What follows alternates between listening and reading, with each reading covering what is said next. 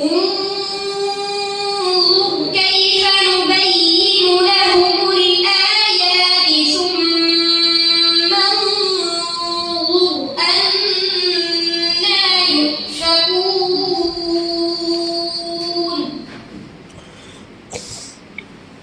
قل أتعبدون من دون الله ما لا يملك لكم ضرا ولا نفعا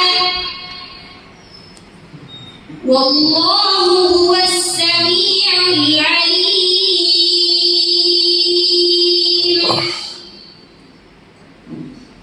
قل يا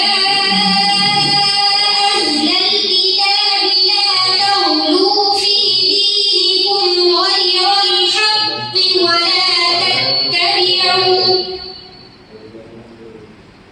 ولا تتبعوا أهواء قوم قد ضلوا من قبل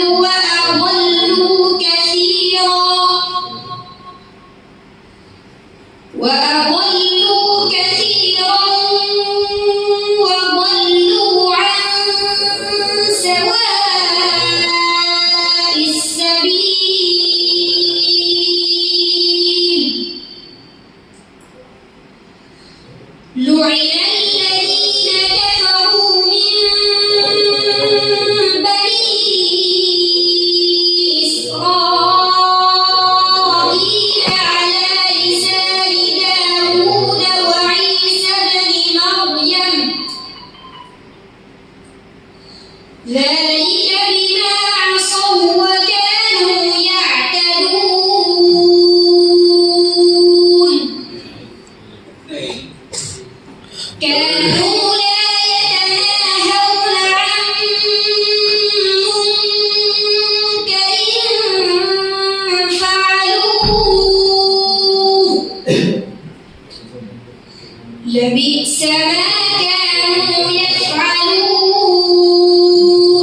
يفعلون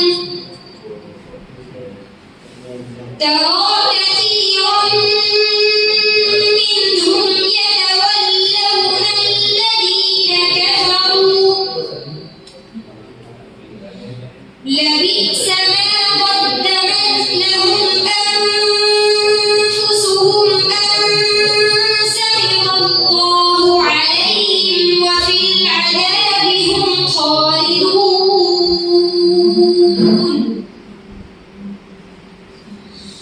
ولو كانوا يؤمنون بالله والنبي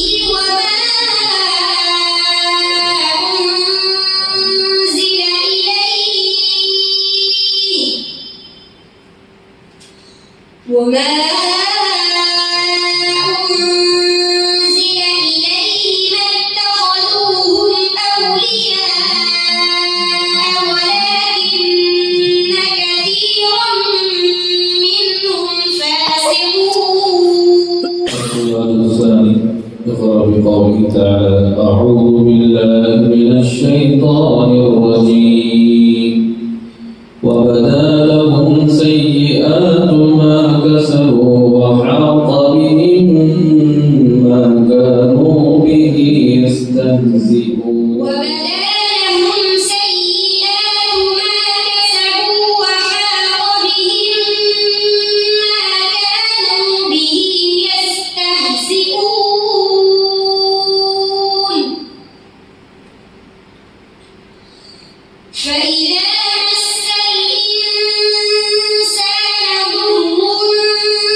دعانا ثم إذا خولناه نعمة منه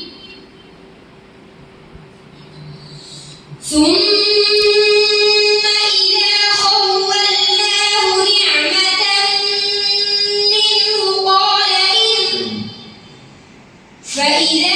مس الإنسان ضر دعانا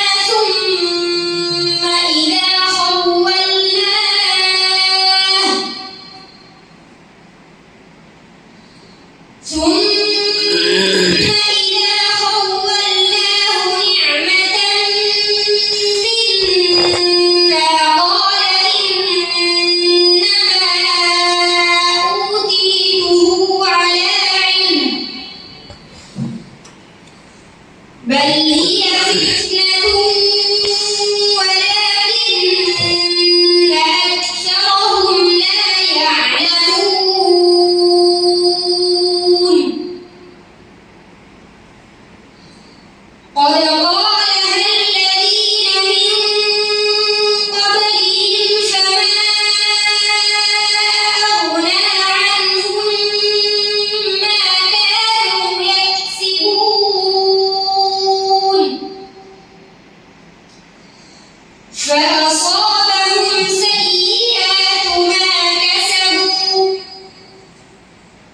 والذين ظلموا من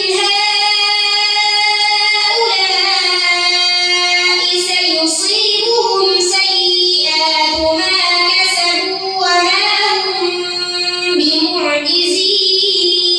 بمعجزين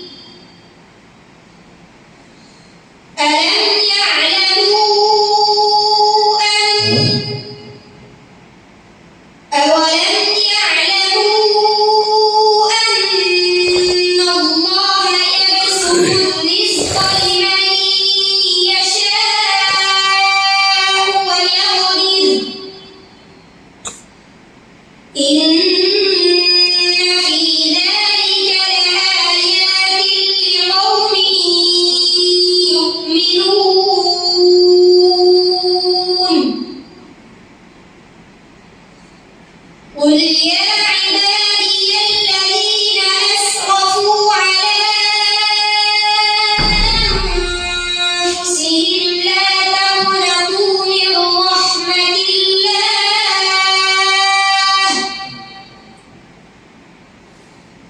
إن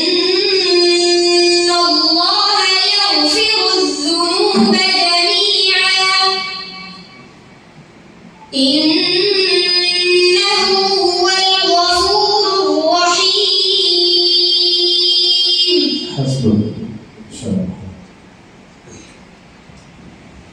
فإذا مس الإنسان ضر और कहाँ उर्दू है मलयालम उर्दू फैदा मसल इंसान ضر कहाँ और कहाँ आता कौन सा वाला है कौन सी सूरह जी और वैदा मसल इंसान ضر कहाँ और कौन सा वाला है अच्छा सूरह कौन सी सूरह पढ़ो وإذا مس الإنسان ضر دعا ربه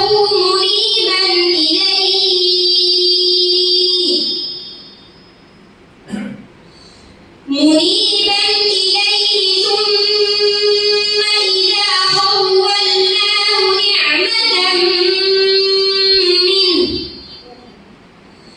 ثم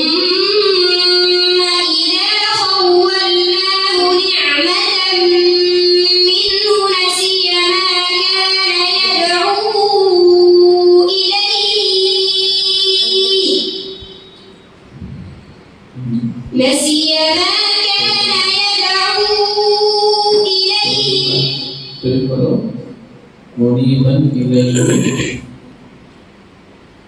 منيبا إليه ثم إذا خوله نعمة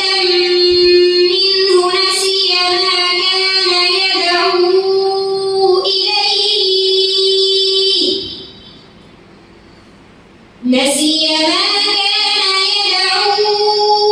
إليه من قبل وجعل لله أندادا ليضل عن سبيله قل تمتع بكفرك قليلا إنك من أصحاب النار और कहाँ वैदा मसल इंसान ضر سورة يونس पढ़ो कौन सा पारा يعتذرون إليه जी وإذا مس الإنسان الضر دعانا لجنبه أو قاعدا أو قائما فلما كشفنا عنه ضره مر كأن لم يدعنا إلى ضر مسه كذلك